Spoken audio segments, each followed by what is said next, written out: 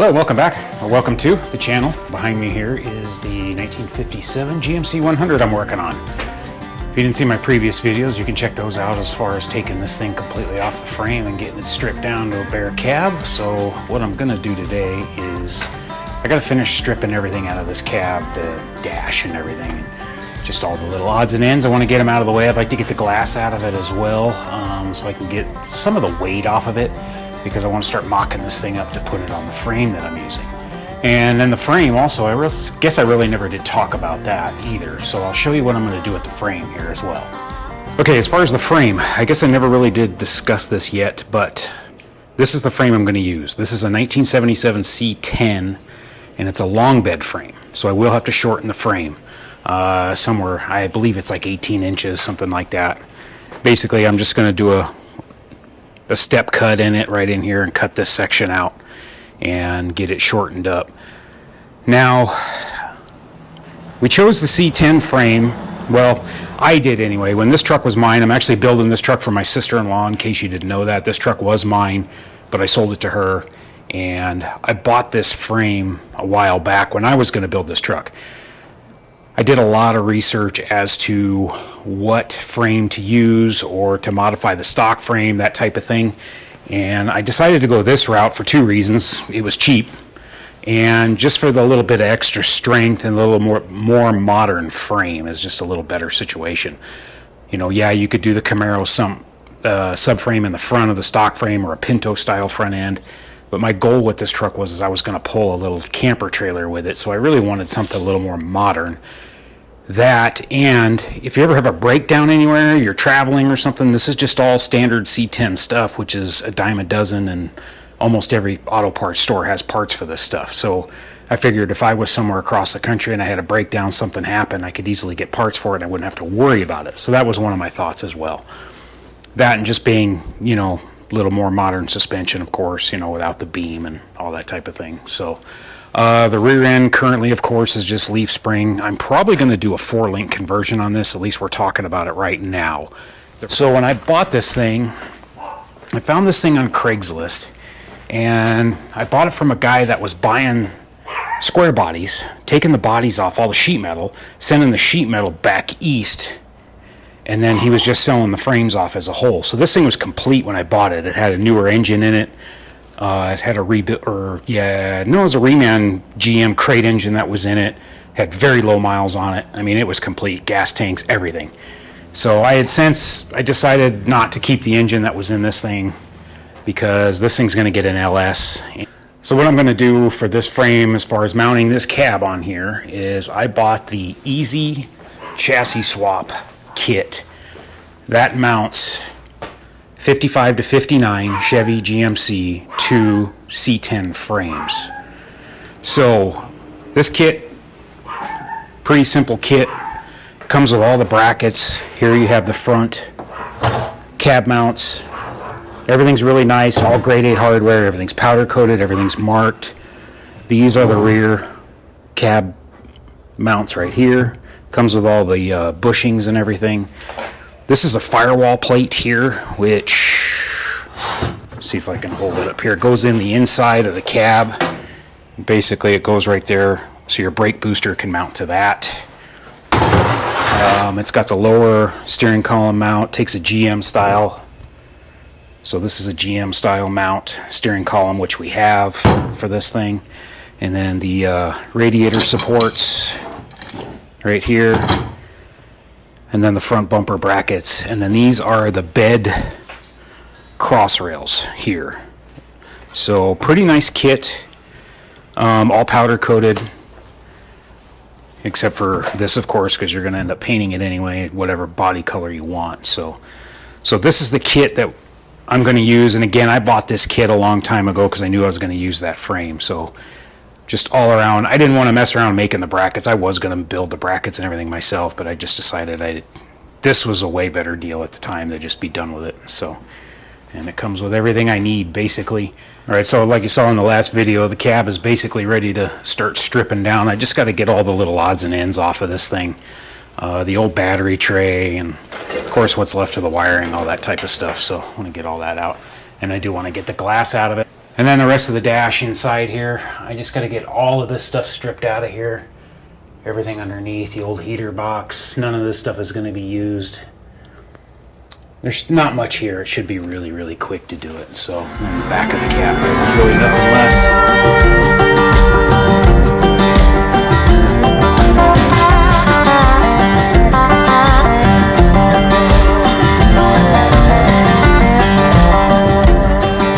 Alright, well, I got the heater box out of here.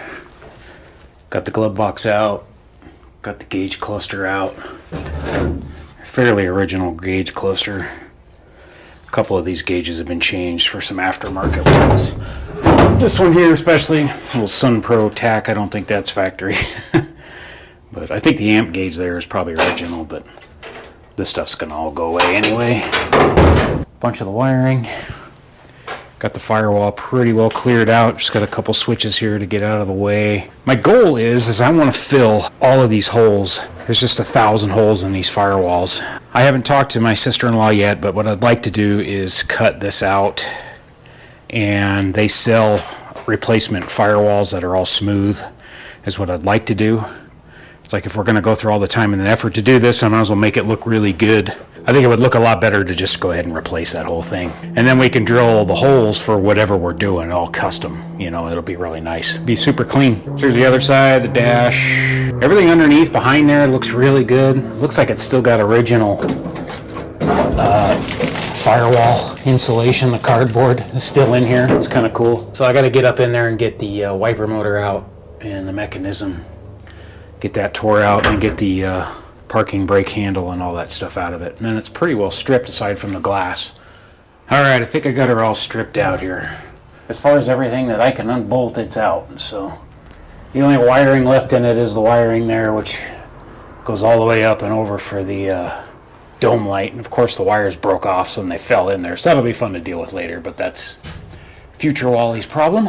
So I'm just going to vacuum this thing out real quick and just get all this big debris out of here, and then I'm going to go ahead and start tackling the windshield. And then this will be easy because this just has a lock in it, so I'll just dig this lock out of here and hopefully I can cut it. Alright, I'm going to try to just get this locking ring out of here first, and I'm going to start with that, see how that goes.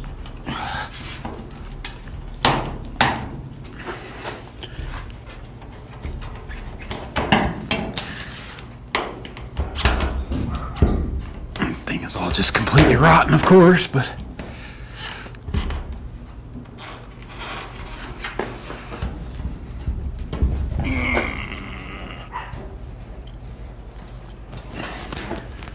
it's coming out though. That's good.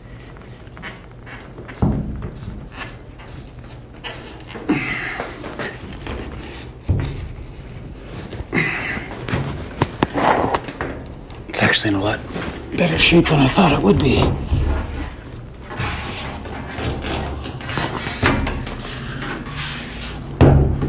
Of course, the cab wants to roll, so I'm trying to push this too, so. There we go. Alright, got that out. This all just might break right off. Let's see. Let me get my razor blade. Now that exposes the edge really nicely.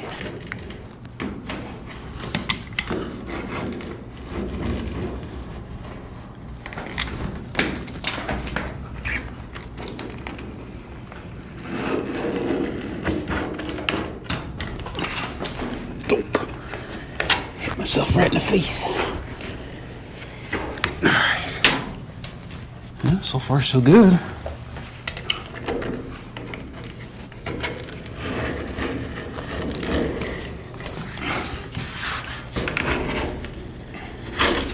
Hope the glass just doesn't decide to fly out on me, that's all.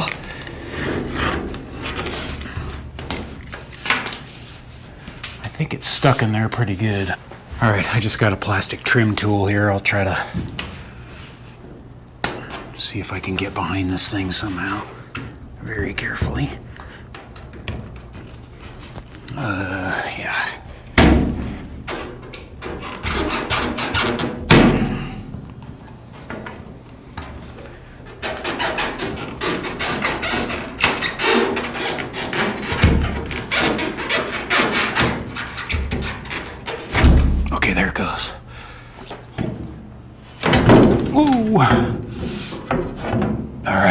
got it. So the video I saw online, they're just basically saying get in here on this groove and just cut this rubber off right here all the way around. So I'm going to try to do that. I'll do it across the top first, get that done. I don't know how I'm going to get it out by myself, of course, and I'm going to try to do it by myself because I'm stubborn. So once I get it broke free from the rubber, it shouldn't be too big a deal. I should be able to grab it and just pop it right out.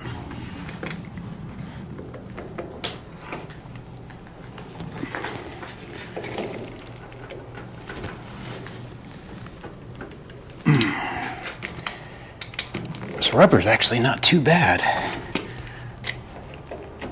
I'm going to try to expose it here just to see what I'm dealing with.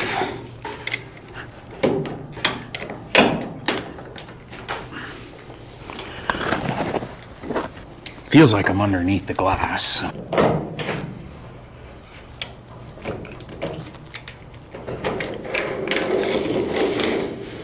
There we go. There. So now what that's doing, it's exposing that edge of the glass there. So now I just got to get it like that all the way around.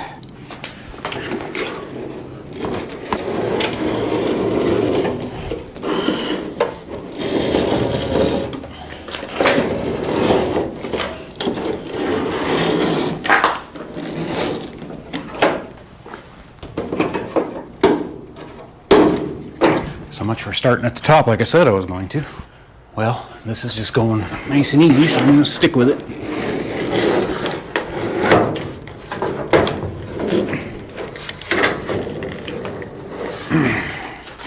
Whoa, it already wants to pop out.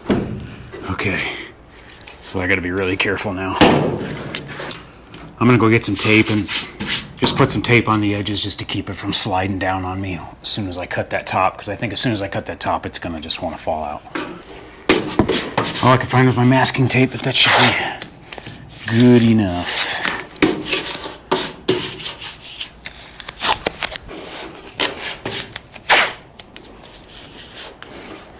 All right, hopefully that'll stop it at least if it falls. All right, so let me cut this upper edge here.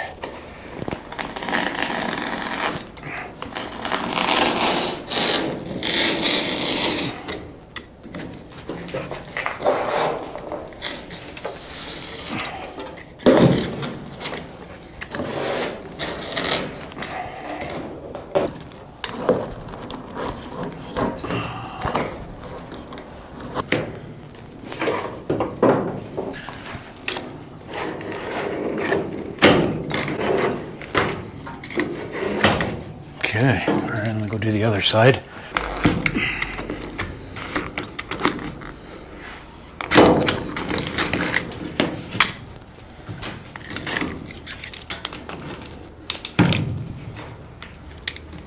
All right, it's free. I'm gonna try to push it out a little bit from the backside just to see if I can get it to tip.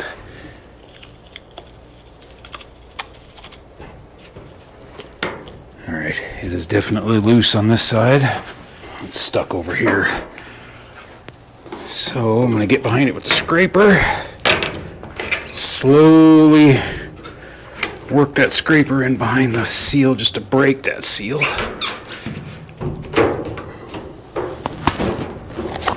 Okay. It's a little nerve-wracking. I just don't want to break it. I mean, it's starting to delaminate down here on the bottom. We may end up replacing it, but that's beside the point. It's a good piece of glass. Okay, this side is basically completely free. Just slowly trying to work this scraper around just to get it. This corner down here is pretty well. It's still a little bit stuck. There it goes. What I want to do is tip it forward and then I can grab it. If I can do that, I'll be in good shape. I just don't want it to slide off and hit the cab either, because then it'll just break it. There we go.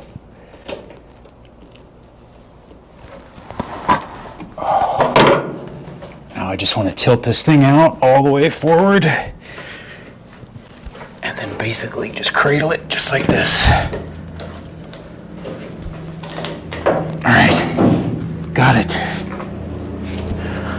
I just set it down on a blanket here for now. Man, you can see how good a shape this thing is in.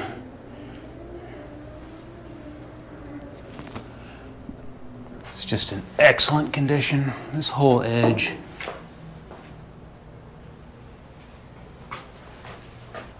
It's just crazy. A lot of these trucks that I see, they are just completely rotted out, especially up on that upper windshield part. So, all right. Well, that worked out pretty good. I'm happy about that. It was a little nerve-wracking, I'm not gonna lie. So, cool. Well, this thing's pretty well stripped. That's pretty much it. On the next video, I'm gonna go ahead and start installing the Easy chassis swap kit and getting this cab mounted to the frame, at least get the process started. So what I gotta do is I gotta cut these brackets off, the old cab mounts off the C10 frame. So I'll go ahead and pop all those rivets out. And then the back one here is pretty easy. I think it bolts somewhere here or here. I forget exactly where it goes, but I'll get that figured out.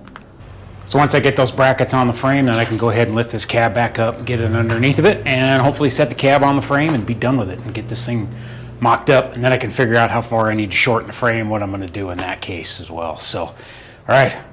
I'll see you on the next one. I appreciate you watching. Thanks for your time. Oh yeah, one more thing. Do me a favor. You got a good friend, you haven't talked to him in a while, give him a call. Thanks for watching.